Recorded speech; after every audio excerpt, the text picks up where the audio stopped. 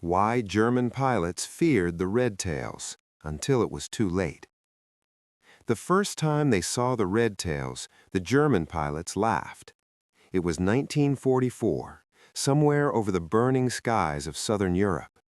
A German Messerschmitt pilot glanced out of his cockpit and saw them. American P-51 Mustangs with tails painted bright red. He radioed his wingman, told him not to worry. These were the black pilots, the ones the American Army itself had tried to keep out of the fight. He had no idea what was coming. To understand why that moment mattered, you have to go back to a small airfield in Alabama, back to where it all began, back to a place called Tuskegee. In 1941, the United States Army Air Corps did not want black pilots. That was not unofficial policy. That was not a quiet prejudice. That was the written rule. Military officials argued that black men lacked the intelligence, the discipline, and the psychological stability to fly combat aircraft. A 1925 Army War College study, a document the military actually used for policy decisions, stated flatly that black soldiers were mentally inferior and could not be trusted in battle. That was the world these young men were born into.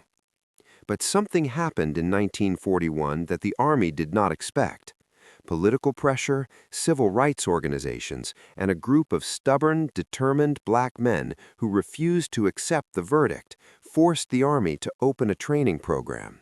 A separate one, of course, segregated, underfunded, and designed, many believed, to fail quietly so the military could say it tried. They called it the Tuskegee Airmen program. And the Army sent these men to Tuskegee Institute in Alabama, far from the main training centers, far from resources, and very far from any expectation that they would succeed. The men who showed up were not ordinary. They were college graduates, engineers, teachers, and mathematicians. Some had been flying civilian aircraft for years. They came from Chicago and Detroit and New York and small towns across the South. They came knowing the Army expected them to fail. They came anyway. The training was grueling. The same program every Army Air Corps pilot faced: navigation, aerobatics, gunnery, formation flying, night operations. But these men carried something extra every single day.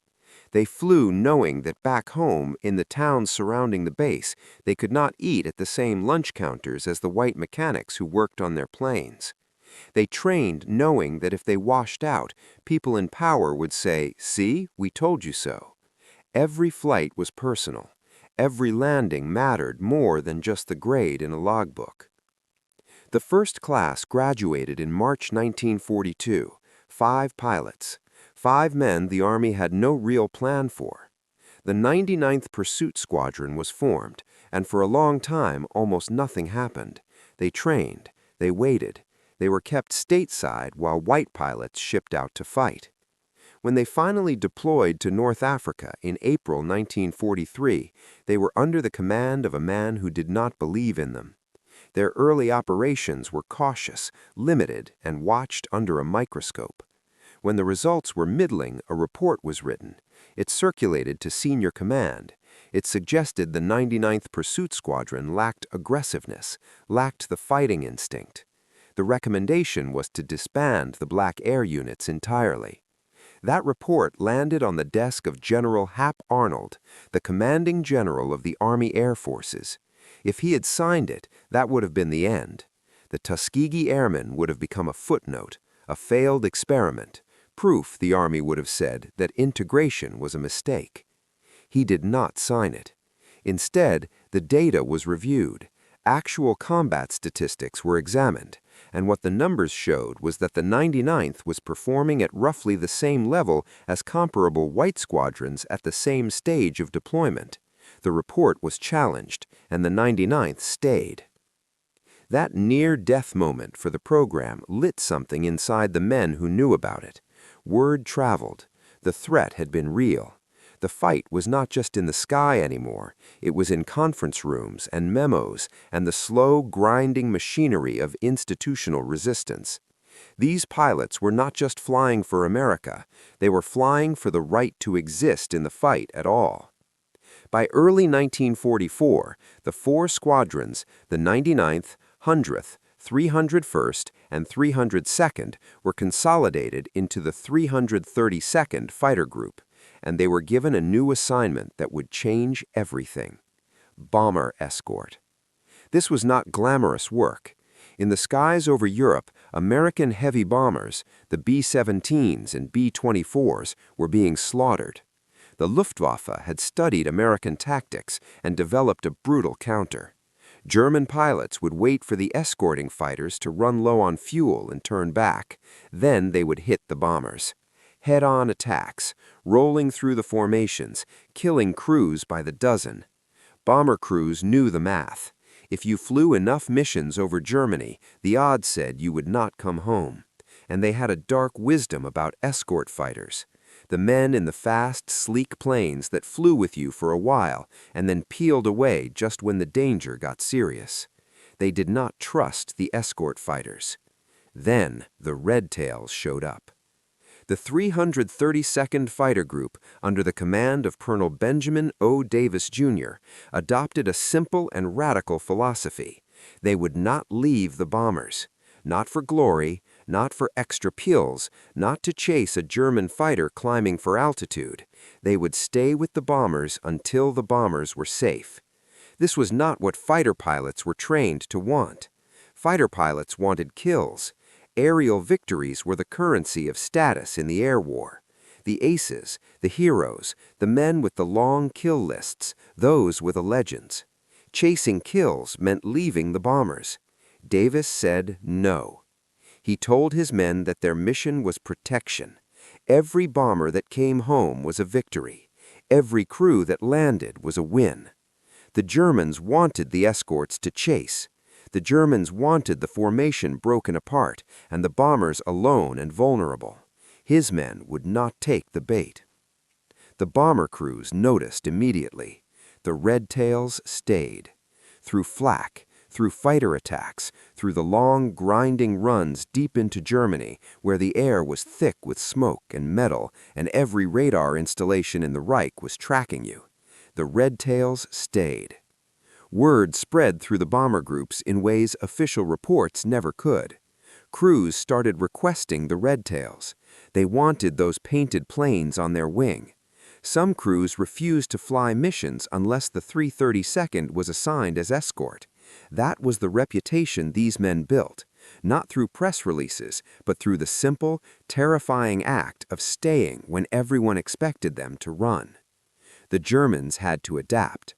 The Luftwaffe's tactics against American bombers depended on escort fighters disengaging. When the 332nd refused to disengage, German pilots found themselves fighting a different kind of battle. They couldn't isolate the bombers. The disciplined escort formation held. German pilots who tried to punch through found themselves tangling with men who had something to prove on every single sortie. On June 9, 1944, 3 days after D-Day, when the world's attention was on the beaches of Normandy, the 332nd was assigned to escort bombers hitting oil refineries in Romania. The mission went deep into enemy territory. It was exactly the kind of long-range run where escorts normally flagged and turned back. The Red Tails stayed. Over the target, German fighters came up to intercept. What happened next was not a rout, it was not a slaughter, it was a fight. A brutal, fast, three-dimensional combat at speeds where every second was a decision. But when it was over, the bombers made it home, almost all of them. The German pilots who survived went back to their airfields and told their commanders something they had not expected to say.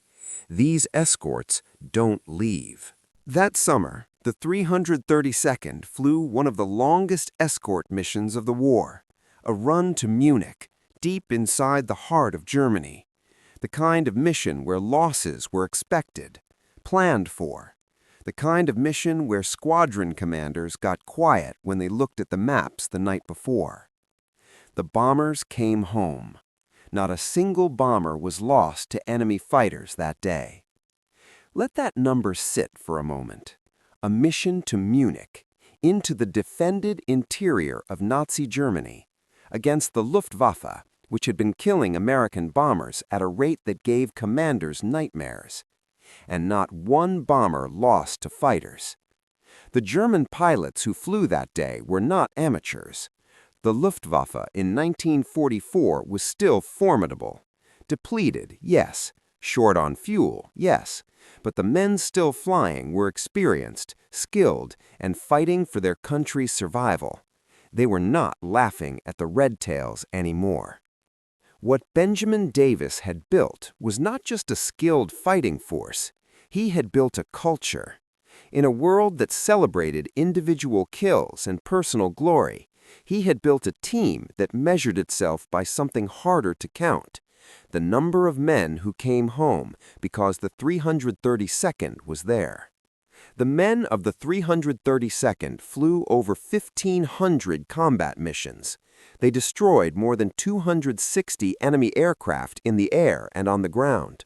They sank a destroyer using only .50 caliber machine guns in a low strafing run. They produced 32 aerial aces. They earned more than 850 medals, including 96 Distinguished Flying Crosses. And they did it while fighting 2 wars simultaneously. One in the sky over Europe, one in the meeting rooms and policy documents and quiet institutional resistance of the military they served. Not one of them was supposed to be there. The young man from Chicago who was told black men could not handle complicated machinery, he flew. The son of a sharecropper from Georgia told his people lacked the temperament for aerial combat, he flew. The engineer from Howard University told the psychological demands of combat flying were beyond his capacity. He flew, and he stayed with the bombers when it would have been easier and more celebrated to chase the kill. There is a story that circulates among historians of the air war, one difficult to fully document but backed by repeated testimony. German pilots, when they spotted the red tails approaching, began to warn each other, not to dismiss them, to prepare. Because the red tails, they had learned, were different. The red tails would fight all the way down. When the war ended and the men came home, many of them came home to the same America that had told them they could not fight. They still could not eat at certain lunch counters. Some were attacked in the streets while still wearing their uniforms. The military remained segregated until 1948, when President Truman finally signed the executive order ending it, an order that the record of men like the Tuskegee Airmen made politically impossible to delay much longer. The men who proved integration worked on the highest stakes battlefield imaginable had to come home and fight for basic dignity in the country they had defended. Benjamin O. Davis, Jr. went on to become the first black general officer in the United States Air Force. The men under his command went on to careers in aviation, medicine, law, and public service. They carried the discipline and the refusal to accept a predetermined outcome into every room they ever entered. The story of the Tuskegee Airmen is not just a story about airplanes. It is a story about what happens when a system built on the premise of someone's inferiority encounters those people performing at a level the system cannot explain away. The German pilots laughed at the red tails, and then they warned each other about them. That shift from contempt to warning cost the Reich more than anyone expected. It cost them oil refineries, industrial targets, and bomber formations that refused to scatter. It cost them a form of psychological certainty they could not afford to lose. The bombers came home because the red tails stayed. And the men who painted those tails red, they stayed for reasons that went deeper than orders. Every mission was also an argument. Every bomber that landed safely was evidence. Evidence against a 1925 Army study. Evidence against every commanding officer who had signed a skeptical report. Evidence against every assumption built into the system that tried to keep them on the ground. They were not just flying over Europe. They were flying for the right to be exactly who they were: skilled, disciplined, courageous, and impossible to dismiss. The next time you hear someone say a group of people cannot do something because of who they are, remember a small airfield in Alabama. Remember the young men who showed up knowing the system expected them to fail. Remember the red tails. And ask yourself this: how many other arguments have already been won that we simply have not looked up to see?